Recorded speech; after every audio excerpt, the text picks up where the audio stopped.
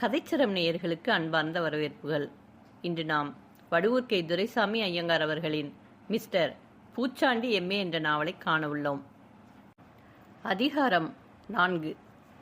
கொள்ளக்கூட்டத் தலைவன் பேசியதை கேட்ட அங்கிருந்த அனைவருக்குமே தங்கள் உயிர் போய்விட்ட மாதிரி உணர்ந்தனர். உடனே பிரயாணிகளில் ஒருவர் மூச்சித்து கீழே விழுந்து விட்டார். இன்னொருவர், நான் மிகுந்த ஏழையப்பா, என்னிடம் காலனா கூட இல்லை, என்னை விட்டுவிடப்பா, உனக்கு மிகுந்த புண்ணியம் உண்டு என்றார். அவ்வாறு அவர் ஓலமிட்டு புலம்பிய சமயத்தில் ஒருவர் பந்தய குதிரை போல அவர்கள் வந்த திசையில் ஓட்டம் பிடித்தார். அப்பொழுது திருடத் தலைவன், டே ஓடாதே ஓடாதே, ஓடினால் சுடுவேன் என்று கூச்சலிட்டான். ஆனாலும் அந்த மனிதன் நிற்கவில்லை. உடனே தலைவன், டேய், நீ எங்கே போனாலும் ஆட்கள் விடப்போவதில்லை, அதோ வடக்கில் பார், இருவர் உன்னை துரத்துகிறார்கள் என்றான். மிகுதியாக நின்றவர்களுள் ஒருவரான வடமலை பிள்ளை தாம் அந்த சமயத்தில் இடக்குச் செய்தால் ஒருவேளை தமது உயிருக்கு அபாயம் நேரிட்டாலும் நேரிடும் என்று கருதி, இந்தாப்பா இதோ என் உடுப்பு மிட்டாய் என்று கூறியபடி அதை வைத்து தன் இடுப்பில் இருந்த பணத்தையும் எடுத்து மூட்டையின் மேல் வைத்தான். உடனே தலைவன், நீ போலீஸ்காரனாக இருந்தாலும் நல்ல மனிதன், வந்த வழியை திரும்பி பஸ்ஸுக்கு ஓடு, நிற்காதே என்றான். உடனே திருடர் தலைவன் மிகுதியாக இருந்தவர்களுடைய தலையை பார்த்து தன் கையில் இருந்த மூங்கில் தடியால் ஒவ்வொரு அடி கொடுக்க எல்லோரும் அலறி அடித்துக்கொண்டு இதோ தருகிறோம் இதோ தருகிறோம் என்று தம்மிடம் இருந்த பொருட்களை எல்லாம் எடுத்து அவனிடம் கொடுத்தனர். நீங்களும் ஓடுங்கள், பொழுது விடுகிற வரையில் இங்கேயே பஸ்ஸில் இருந்து பொழுது விடுந்த பின் ஊருக்கு போங்கள். அதே போல எல்லோரும் ஒரே ஓட்டமாக பஸ்ஸை நோக்கி ஓடினார்கள். திருடர் தலைவன் மூர்ச்சித்து படுத்தவன் இடுப்பையும் தடவி அவன் வைத்திருந்த பணத்தையும் பிடுங்கிக் கொண்டு அவனை நோக்கி, என்னுடைய ஆட்கள் பொல்லாதவர்கள், அவர்கள் வந்தால் உங்களை கொண்டு விடுவார்கள், நீயும் எழுந்து பஸ்ஸிற்கு ஓடு. எவனாவது பொழுது விடுவதற்குள் மன்மதபுரிக்கு போனால் அதர் அவனுடைய மண்டை பூச்சி மாண்ட மாதிரியே என்றான். உடனே அவன் எழுந்து பஸ்ஸை நோக்கி ஓட்டம் பிடித்தான். உடனே திருடர் தலைவன் அது வரையில் கிடைத்த பொருட்களை எல்லாம் எடுத்துக்கொண்டு தனது ஆட்கள் நின்ற இடத்தை நோக்கி போய்விட்டான். பொருட்களை பறிகொடுத்தவர்கள் எல்லோரும் பஸ் இருந்த இடத்தை நோக்கி ஓடினார்கள் அல்லவா? அவர்கள் போய் பார்க்க பஸ்ஸும் காணப்படவில்லை. ஆகையால் அதில் இருந்த மிகுதி பிரயாணிகளும் காணப்படவில்லை. அவர்கள் மேலும் அரை மைல் தூரம் ஓடிப்போய் பார்த்தனர். பஸ் கரடிப்பட்டிக்கே திரும்பி போயிருக்க வேண்டும் என்பது தெரிந்தது. வடமலை பிள்ளையின் மனதில் உடனே பல வகையான சம்சயங்கள் தோன்றலாயின.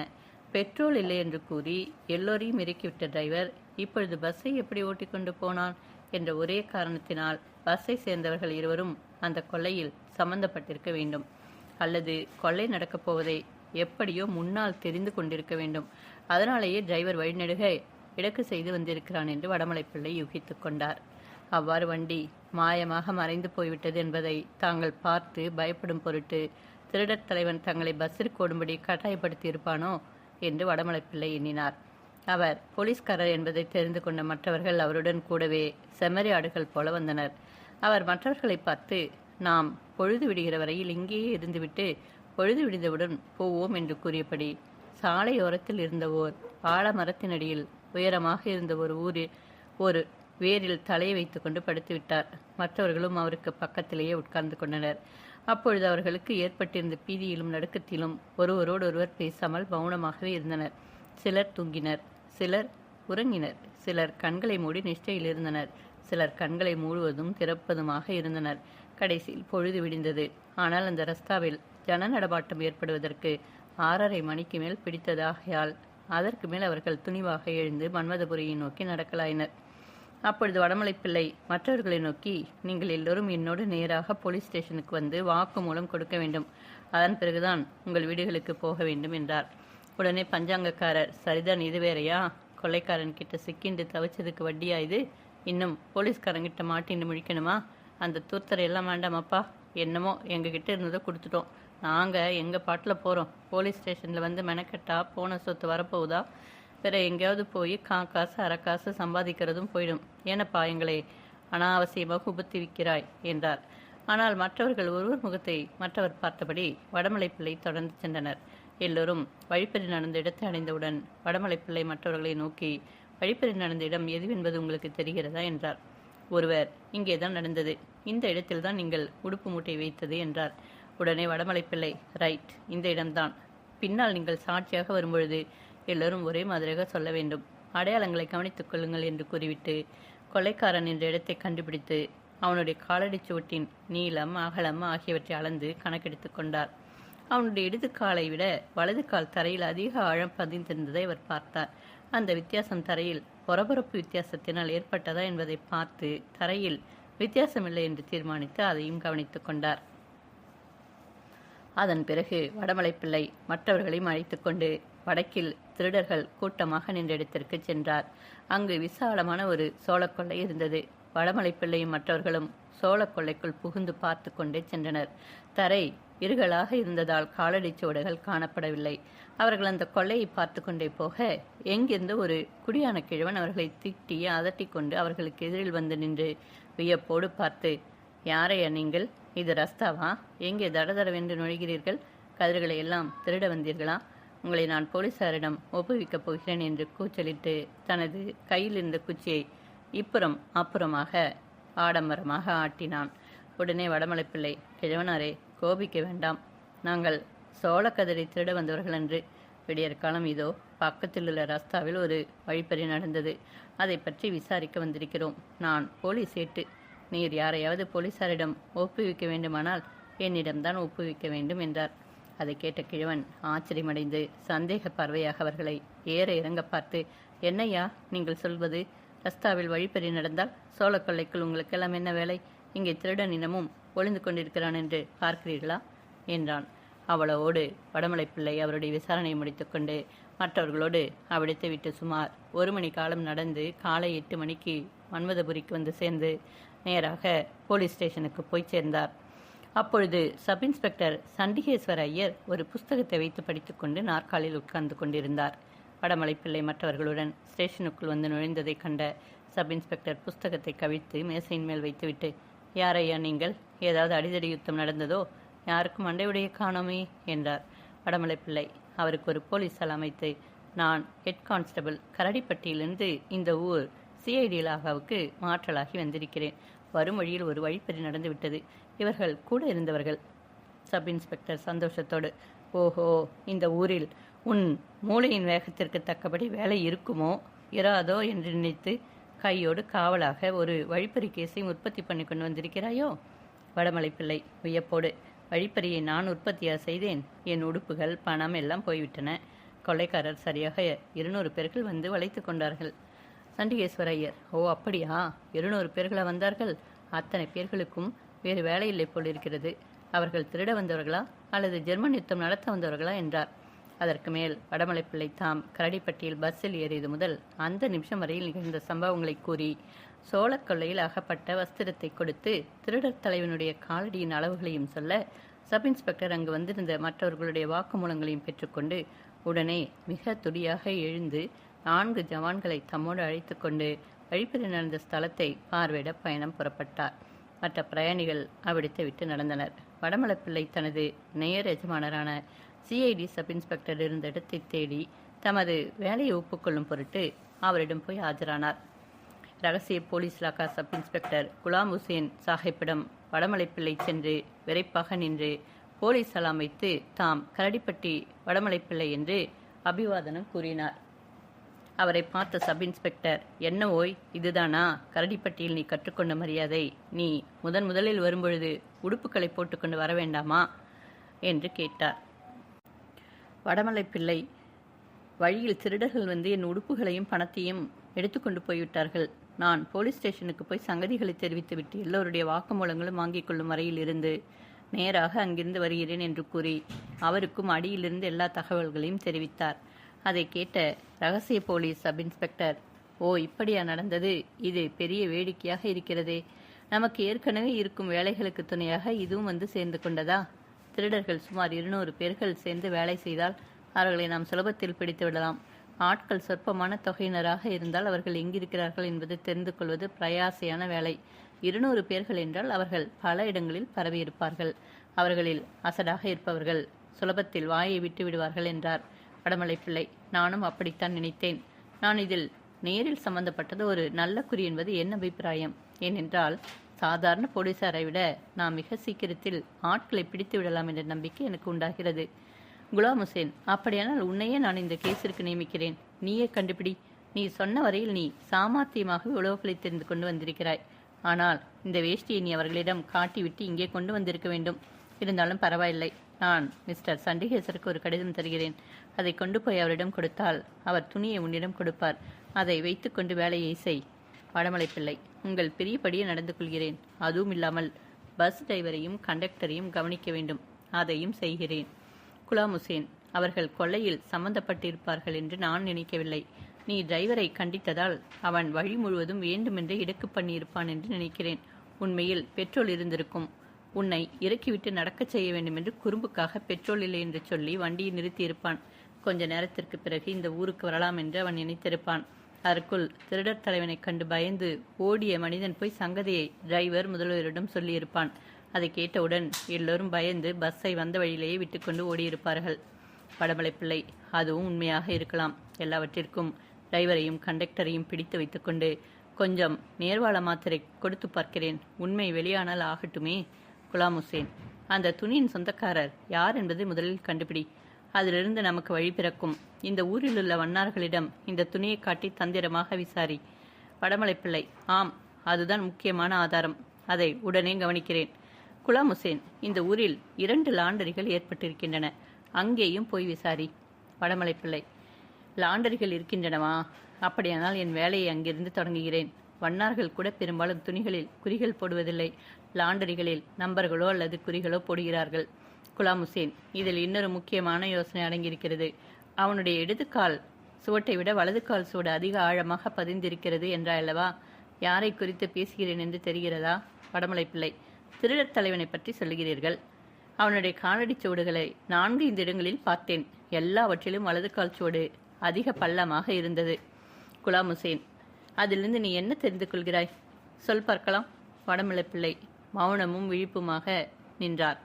குலாம் ஹுசேன், அவன் எல்லா காரியங்களுக்கும் தன் இடது கையையே உபயோகிக்கிறவன் என்பது அதிலிருந்து தெரிகிறது. வடமலை பிள்ளை வியப்போடு, அதை எப்படி தெரிந்து கொண்டீர்கள்?